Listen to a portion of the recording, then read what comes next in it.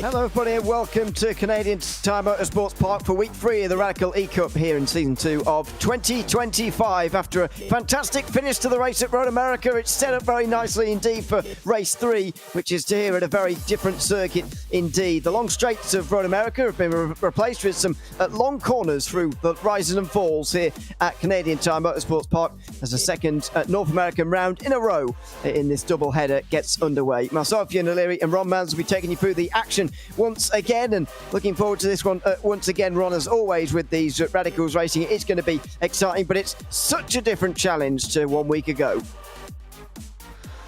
Oh, it is a complete night and day difference from Road America to Canadian Tire Motorsports Park. It may not be as far of a trek compared to the Nürburgring and Road America difference that preceded it, but it is still night and day compared to the two racetracks we're going to be running at. CTMP, though, it could put on some pretty good racing in these Radical SR10s. I've seen it before, and I have a feeling based off the two barn burners we've had thus far in this season 2, I have a feeling we're going to keep that streak going into race number 3. Absolutely, we'll already be at the 1/4 distance at the end of tonight's race. Would you believe it? After 3 rounds of our schedule, we're with you all the way to early June as the Radical E-Cup for season 2 of 2025 continues along. Let's have a look at the championship standings. Difficult to keep an eye on these as the races go along, but we can show you them at the start definitely.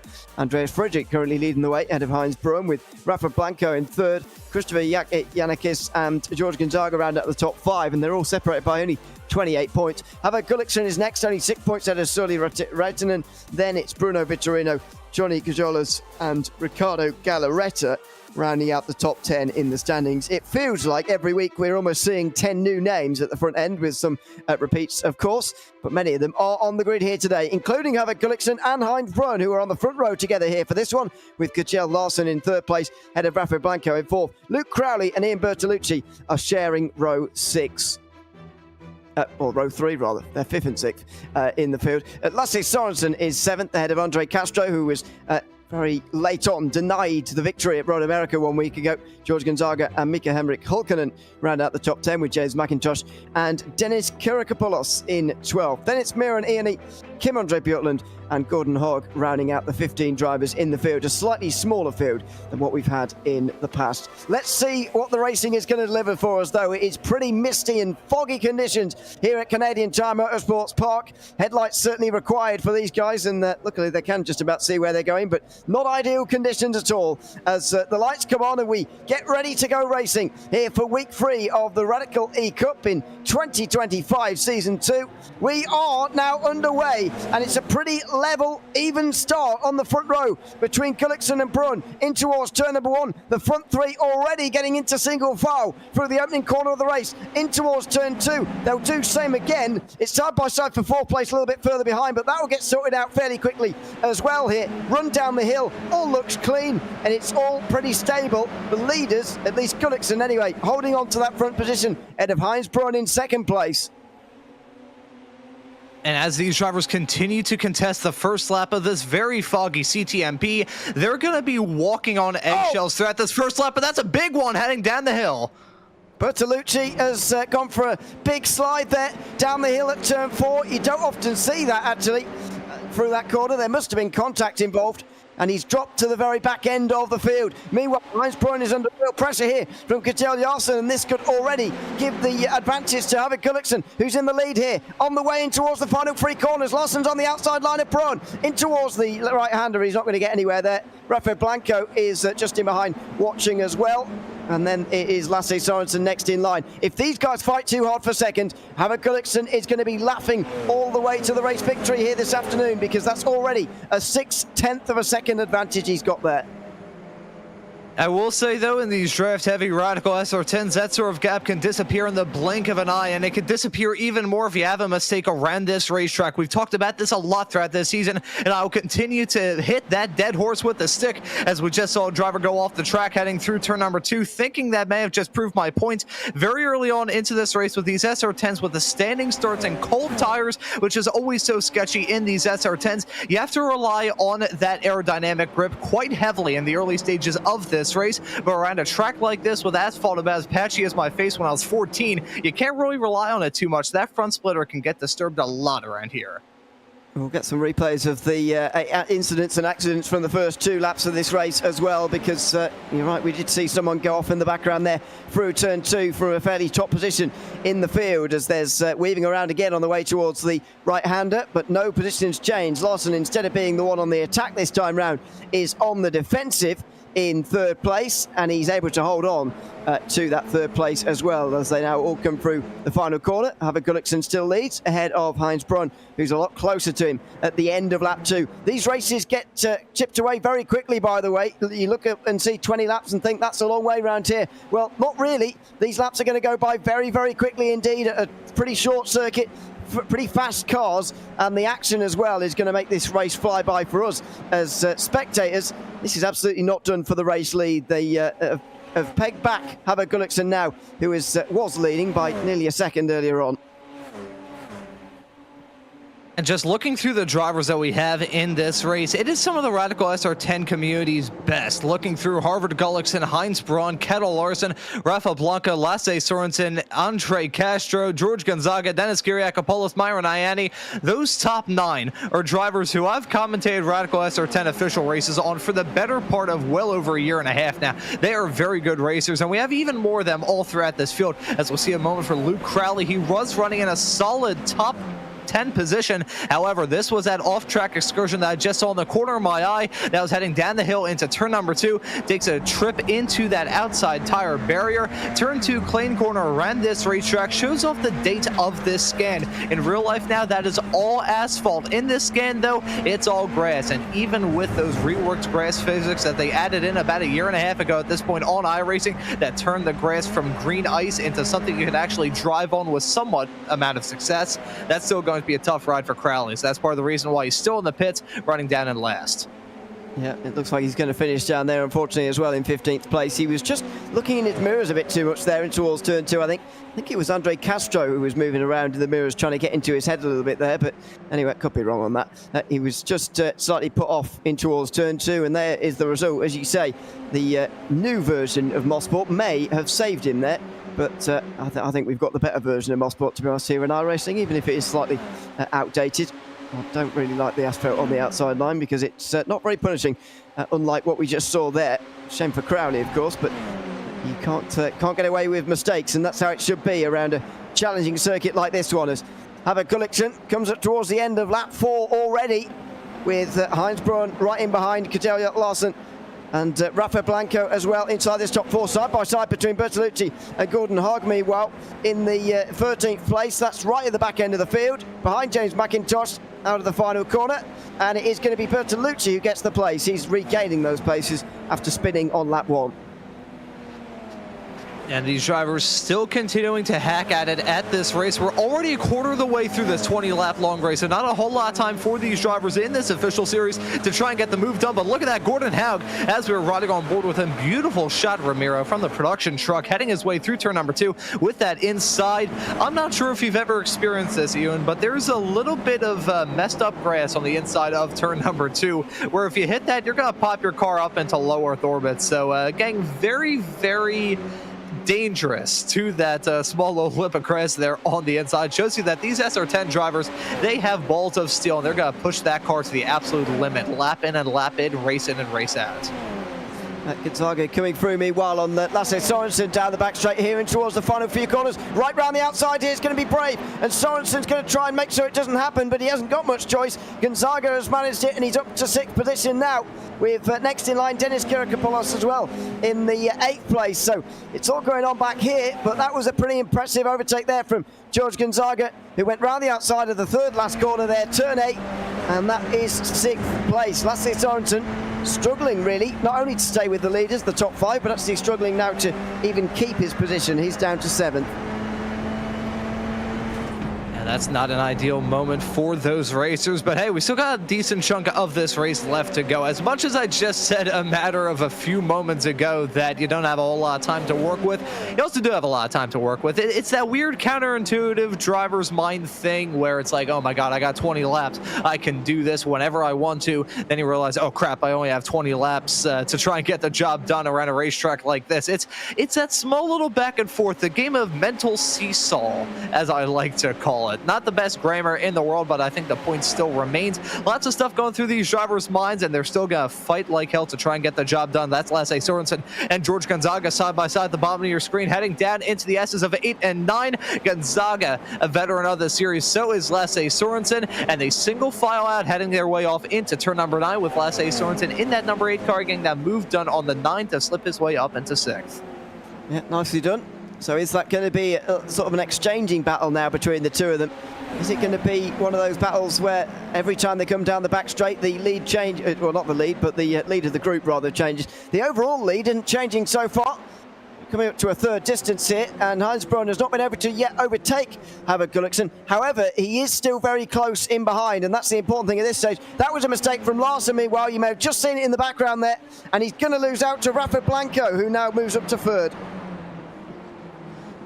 And that's got to be a good move from Blanco in the number 10 car. He was a driver that, unless my memory is failing me, which it very well may, I've spent a lot of time around some car exhausts over the years, so my brain may be a little bit fuzzled up. But Rafa Blanco, I believe, was a driver who took the first ever Radical SR10 official series win, first win in the first ever Radical official series that I broadcasted with. So he's a quick driver and a veteran of the series as well, but so is Kendall Larson and so is Andre Castro. They were nearly 3 wide, hang their way off into turn number 8. That could have ended in tears. Andre Castro is a very aggressive racer, and you could tell that based off the fact he licked the stamp and sent it to get the move done on Larson, heading off to the final few corners. And Larson flashes the lights as well. Don't think he's best pleased, but he started the lap in 3rd place. He's ended it in 5th. Why would he be pleased at this stage in this race? He's behind Blanco and Castro now, and for him to get back through again to that podium place is going to be a very difficult and a very tall order for him indeed, although he does have time on his side. It was this corner where things started to unravel. Just went a little bit too wide, and well, he's managed to keep it on the road this time round, so he's getting better around there, but The mistake is made, the damage is done. Blanco and Castro are now in front. Now what are they going to do on the back straight this time round? Well, they're going to get second. That was unexpected, but Heinz Braun goes for a spin at Moss Corner. It's the classic error. And rejoining, he's straight into the side of Sorensen, who now clips in front of the rest of the field as well. Dennis Kyrikopoulos didn't have anywhere to go, and they're both in the wall. That was ill-advised from Heinz Braun at best and a little bit dumb at its worst. That was not a good move from Heinz Braun in the number 3 car. Had a spin heading through Moss Corner. Tried to get rejoined as quickly as he possibly could, but around a section like that, it is so easy to have a moment like that coming out of that corner. The exit of Moss, heading onto that Mario Andretti straightaway, it feels like an alleyway heading through a section like that. I'd like to take a look at a replay to see exactly how all that went down from the perspective of both Braun, to see how exactly he spun, and also the rather clumsy rejoin, if I do say so myself. That was just messy all around. It was pretty messy. Really? It all started really from that rejoin. So this is the mistake. There's nothing wrong with this because everyone's done this in towards Moss Corner. Slightly too wide, and Heinz Braun spins around. But as disappointing as that is, can't rejoin right in front of the others on the apex there, or the exit rather, the racing line. Sorensen gets clipped. He comes back across the road. How he doesn't force Gonzaga into a spin as he comes across the road, I'm not sure. But Kyrikopoulos didn't have anywhere to go. Sorensen completely out of control here, by the way, and Kyrikopoulos goes straight into him. A real shame in the end for those two. They're both down on pit lane now, as you would expect. But yeah, maybe you could argue Sorensen should have seen what was happening in front of him and adjusted his line, but he had no reason to expect that Heinz Braun was going to be on the exit curb there, going to be right in the way. And unfortunately, that's what happens when you rejoin without thinking about it properly. It was just an unfortunate incident for all of those drivers, regardless of how it shakes out. But in the end, the net outcome is this. Harvard Gullickson still leading. Andre Castro now finds himself in second. Rafa Blanco rounding out your podium at the moment in the number 10 car in third. So that's a pretty good battle that we may have flaring up for the final podium spot between Blanco and Kjetil Larsen. So gonna have some good battles between now and the checkered flag. Now officially halfway through this Friday 2100 GMT broadcasted race, which you can catch every single weekend on RaceSpot TV and the iRacing YouTube channel. This series has impressed thus far, and despite the fact we're not seeing the heads-up, bare-knuckle fist fights that we have seen in the past for the race win and the race lead, still a pretty good battle that we have going on all throughout the field. It is. The question now, though, in my mind, is whether Harvard Gullickson is going to be caught here. Now, Andre Castro is in second place, and we'll flesh this out just for a moment, because he come close to winning here last week. He'll be very hungry to get it again as we'll watch the battle for 10th, or 9th rather, on the bottom of your screen. Hogg trying to get past Bertolucci, and he's not going to be successful there, or is he? Maybe on the inside of the second to last corner. Well, yes, he is. He's going to stay alongside here, and the two are going to continue absolutely side by side, but Bertolucci will eventually prevail. This is the biggest, or the earliest in the race rather, that a gap like this has been created this season in the Radical E-Cup races that we've broadcasted anyway here on RaceSpot TV. It's already out at nearly 2 seconds, with only half the race gone, and I wonder whether even with Castro in that second place, whether this is the race win now sorted almost for Harvard Gullickson. See, I'm going to refrain from making any comments like that myself, because I know my track record as a commentator, and I know the affinity for falling anvils coming down on drivers that I say that they're going to win the race. I'm going to refrain from making any further comments about Harvard Gullickson, but I want to raise that gap isn't really growing between Gullickson and Andre Castro, and really speaks volumes about the competitor that Andre Castro is. He's an aggressive driver, don't get me wrong. He's going to go for the moves where other drivers won't even dare, but he's quick. He is a very quick driver, an accomplished racer in his own regard as well, both in the sim and in real life. I remember making this discovery towards the end of last season, the fact that Andre Castro used to run in some NASCAR Euro events. So he's a quick driver out of New York, so we're going to be keeping tabs on him a lot throughout this official season. He is fast. I wonder exactly how he would do if he found himself battling for the official series championship, or maybe if he made the appearance on the Radical America series, which, by the way, you can catch occasionally on Sundays here on RaceSpot TV. But with that shill about as slick as 80 grit sandpaper notwithstanding, Castro is a very quick competitor. It certainly is. And we will continue to follow these three as we all the rest of the field, because there are plenty of other battles going on. Marini just ahead of Heinz Braun here. We'll surely be looking for moves back through the field. No damage on Heinz Braun's car, I don't think, even after the spin at Moss Corner. Only damage emotionally, I suppose, after the incident. So he's looking for a way through here. Kim-Andre Bjorklund is just in behind as well, as meanwhile it's side by side for third. Larson getting ahead of Blanco, and that was almost orchestrated between the two.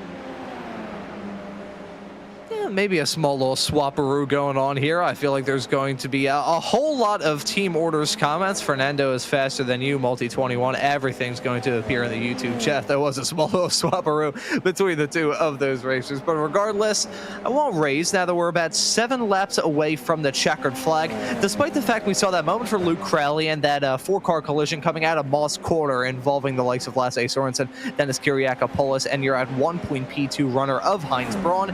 It's been a rather clean race up to this point here. Not a lot of drivers running into difficulties, not a lot of drivers getting struck by falling anvils. It has been a clean and a smooth race up to this point. So well done to these racers for keeping it clean.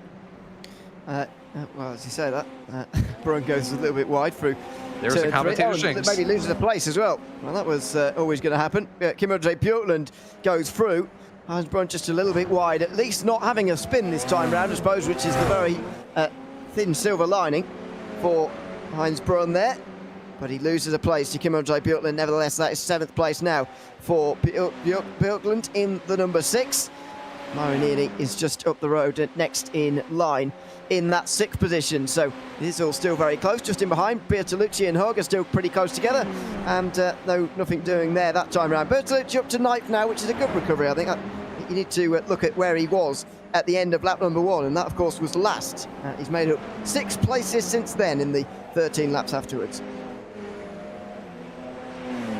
And some good recovery drives from these drivers up and down the grid. One driver we haven't talked about, which is someone who I don't think I've ever seen in one of these Radical SR10 races, is James McIntosh in the number 14 car. Finds himself in P11 at the moment. And a reminder, folks, this is not a league race. This is the top split action from the Radical Esports Cup, the Friday 2100 GMT. Works out to about 5 o'clock Eastern. You can do the conversions for anyone else that's in the US, but I'll do them anyways. That's 4 Central, 3 Mountain, and 2 Pacific. But it's a fantastic series to be a part of. You always see the heavy hitters come out in these races, and we got a lot of them peppered all throughout this race. Some drivers that you see competing for championships either in this official series or in the European and America's leagues, and it's just an absolute, it's a consistent cast of characters, which you always love to see in terms of an iRacing series. Yeah, it is. We'll be here as a constant on the Fridays. It'd be good to continue these broadcasts along these familiar faces that we're starting to know now on Friday nights, as Bertolucci and Hogg again go side by side, and that's contact. That's Gordon Hogg who goes around, and this time Bertolucci is the one who comes out best from a bit of side-to-side contact. Now, he took a very narrow line into the final corner there, and so James McIntosh gets a lot closer. Meanwhile, that is big pressure for Marini now, as Kim-Andre Bjorklund looks to take the 2nd place in the last couple of laps down the inside, and that is Bjorklund up to 6th now. I gotta take advantage of that quick low mistake of side-to-side contact between Myron Ianni and Heinz Braun. Braun in the 3 car trying to play the Braun roll. That was coming out of turn number 3, breaking the elbows out. I gotta say, Heinz Braun, very fast driver in this series, but much to the degree of Andre Castro, he's a pretty aggressive racer. So that's a spin for Ianni. That's heading down into Moss Corner, so things going from bad to worse for him as more cars getting hit in that. And it's still going. Marini again hit there by Gordon Hogg, who smashed into Hulkinen as he was spun. Now Ianni's definitely got damaged. We'll need to... oh, yeah, look at that for Hulkinen there, by the way, on the right-hand side. No front end to that Radical anymore. No any form of wheel alignment either going on there. By the looks of things, all sorts of things rattling around in there now, as that front bumper might well just catch loose here in the next couple of moments. Surely these two are going to be coming into pit lane from 11th and 12th position. Or are they going to carry on with only a quarter of the race remaining? Well, they are going to bravely soldier on here. After all, there's no positions further that they can actually drop down from this position that they currently find themselves in. If they stay out on the circuit, they'll, I guess, stay ahead of Sorensen and Kyriakopoulos, because they're both back out on the circuit again, but they're 2 laps down. That was a comedy of errors, unfortunately, down at Moss Corner for loads of different drivers. Let's see how it all happened.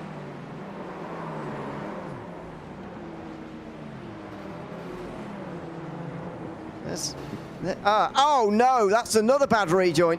So Marinini actually goes for a spin in the first place, then tries to rejoin and is smacked by Hulkonen, who didn't have anywhere to go. Meanwhile, Kim-Andre Björklund's gone for a spin out of the very same corner.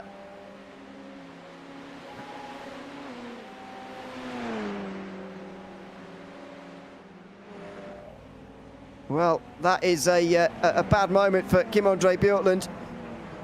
He was making progress, very good progress at that as well, but he is now dropping down to the back end of the field as a result of all of that. This is Harvard Gulliksen, and the gap now for the lead is less than a second. I knew it wasn't going to be quite so simple. Gulliksen got over to a second's lead, and now Castro has reeled him in 7/10 of a second. 3 laps to go at the end of this one. Has he got time to make this overtake work? And I wonder if we're going to see this battle for the win turn into a 3-car battle instead of just 2, because Kettle Larson right behind, he's within striking distance as well. But one thing to raise is that the fact that Kettle Larson and Harvard Gulliksen, both teammates for IGL Coatings, so they're maybe going to be a bit less keen on throwing haymakers at each other. Andre Castro, though, he's going in it for the win. He's got to be going for all that glory as we take a look at a replay to see Gordon Haug's perspective and all of that. He just clipped that car ever so slightly, and there you can see more contact being made with himself and Myron Ianni. One thing to raise again about the series, since it is an official, you don't want to rack up too many incident points, otherwise you're going to find yourself getting struck by one of those dastardly iRacing DQs. But never mind that incident coming out of turn number 5. We got battle heating up for the race lead. Gulliksen and Castro covered by about a 10th, heading down into turn 2. Can Castro avenge that loss from last week? He was passed on the last lap at Road America to be denied victory. This time round, he's come through the field to have a chance at a late win here in the number 1 car. He's brought Larson with him, so he can pick up the pieces if anything goes wrong here. But Castro is applying some big pressure right now to Harvard Gulliksen for the race lead. In towards Moss Corner they now go. That's a bit of a tighter line from Gulliksen into the second part. Castro's going to have a good run, and this could be a change for the lead now with just 2 laps to go at the end of this lap. Down the straight, in towards less than a 10th and a half. Less than a 10th now. Castro pulls to the outside. He's got so much more speed on the outside line here. He might even be clear by the corner. Gulliksen is not even alongside anymore. Andre Castro takes over the lead. And that was a slick move from Castro to slip his way up into P1, but now he goes from the offense to the defense, and this is going to be a tough challenge because he's got Harvard Gulliksen, who's going to be itching, chomping at the bit to try and re-grab the race lead, and Gulliksen's also going to have backup in the form of his teammate Kettle Larson, rapidly encroaching upon these drivers now about 7/10 of a second between Gulliksen and his teammate of Kettle Larson. That's going to be some backup if ever you find it, and when that happens, Andre Castro is going to have a real tough task on his hands to try and hold off not 1, but 2 IGL Coatings Esports drivers. Yeah, that is going to be difficult, but right now he does look like he's just got the speed, and that might be enough to keep them at bay. He was certainly a lot closer to Gulliksen than Gulliksen is to him as they get into Moss Corner now for the penultimate time. The white flag will be waved next time round. To get what I mean about the races going by very quickly indeed, it's happening again here as Castro is in the lead. Gulliksen just in behind him, weaving around to try and grab the slipstream because he absolutely needs it right now. He needs to be a lot closer than that as well. 6/10 of a second was the gap out of Moss Corner. It's barely down to 4 by the end of the straight. I would say that he needs to be about maybe 4 cents behind Castro, maybe less, if he wants to make that move by the end of the straight on the very last lap of the race. That's when it's going to have to be. Let's see how it's going to shake out in the final lap of this race. A white flag in the air, 1 more lap of racing action, and Andre Castro finds himself taking that white with a half a second gap to himself and Harvard Gulliksen. This is going to be a tough challenge, though, for Castro. One section that he has to worry about more than anything is heading out of Moss Corner. If he gets a bad exit coming out there onto that Mario Andretti straightaway, he's not even going to be a sitting duck. He's going to be an anvil pushed out of a helicopter. He's going to drop down so badly. But he now finds himself with a 6/10 of a second gap between himself and Gulliksen, dropping back a little bit through the first sector. But here we go. This is a money corner. It is. How's your run out of here? And for Castro, it's excellent. An excellent run out of the corner, and surely that sealed the race win for him now. 7/10 of a second his margin. He weaves around again from the left to the right. Gullickson chases the slipstream all the way across the road, of course, but he's going to get nowhere near here. This is going to be Andre Castro's best race and drive of the season for sure. 7 places gained and a race win to go with it as well. One which he was so cruelly denied just 1 week ago as a result of the last lap pass. It's going to be a last lap hold on here for Andre Castro. He crosses the line, checker flag waves at Mosport, and Andre Castro wins here at the Canadian Tire Motorsports Park ahead of Ava Gullickson by 5/10 of a second. The money corner, as you described it, Moss corner, was where it was won for Andre Castro. His run was electric.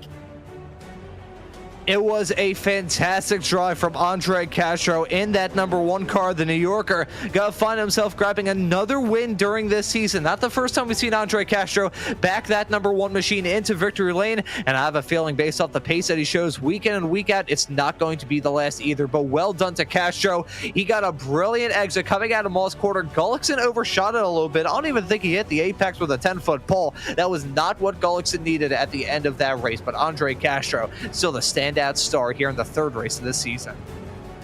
Absolutely. He is the fastest man in this field, and 7 places gained gets him the win here tonight ahead of Havok Gullickson. Xavier Larson only 1.3 seconds behind. Rafa Blanco only 3 seconds behind. A very close top 4 again. George Gonzaga had a bit of a gap back to him. He finished just ahead of Heinz Braun, who was involved in some of the more controversial incidents of the race. Ian Bertolucci gained 8 places after spinning on lap 1, so I think he'll consider this a good day, at least morally, if not iRacing, his iRating and safety rating might not say that. James McIntosh ghosted his way up to 8th, overtaking loads of drivers who had issues, including Kim-Andre Bjorklund, who finished his 9th. Gordon Haag survived that hit through Moss Corner to finish in the top 10 with the likes of Maranini and Mika Henrik Hulkkonen, who finished down at the back end of the field. Lassie Sorensen and Dennis Kyrkopulos were 2 laps down. They did re-emerge from their incidents. Luke Crowley did not, unfortunately. He finished 17 laps down at the very end. Well, another very exciting round of the championship here, Ron. I mean, it's going to be difficult to beat last week, to be fair, with Road America's grandstand finish into Canada corner on the last lap. But that was pretty dramatic as well. And a great drive, the best drive so far this season from Andre Castro, maybe from anybody this season as well. Castro, he had to make up a lot of spots between the start and the finish of this race, so well done to him. And also just that move that he put on Harvard Gullickson, it didn't look like he was breaking a sweat when he went for that move as well. Absolutely fantastic stuff from Andre Castro. I mentioned a couple of moments ago, that's not the first time we've seen him back into victory lane in seasons past. He has been a very good contender in these Radical SR10s all throughout this season. He has certainly shown the pace as well, and here in these 2100 GMT broadcasted races, he's found himself being pretty good as well. I believe he won the opening race of the season at the Nürburgring, so have it be known that that man is quick. Absolutely. Well, let's see what happens next time out. We'll be visiting Suzuka at 9 p.m. GMT. That's in 7 days' time for the 4th round of the Radical E-Cup here in the 2nd season of 2025. Very much hope that you can join us for that one as well. It is going to be another exciting edition. Of course, if you stay with us here on Racebot TV, there's more Radical Sim Racing action coming up here on sporadically throughout the Sunday nights throughout this year. So make sure you come and join us for that as well. It's been a fun season so far. It's going to continue to be as we cover some Radical SR10 racing here in 2025. It's been exciting so far, and this just another instalment of it. Andre Castro's great run through the field from 8th on the grid to win this race. Perhaps the highlight of his or maybe everyone's season so far as he takes victory at Canadian Tire Motorsports Park. Make sure you join us again in 7 days' time at Suzuka for the next instalment of this championship. I've been Ian O'Leary alongside Ron Mounds and Ramiro Augustin Cisneros, who's been behind the cameras. Big thanks to everyone who's been tuned in tonight. We'll see you next week at Suzuka. Goodbye for now.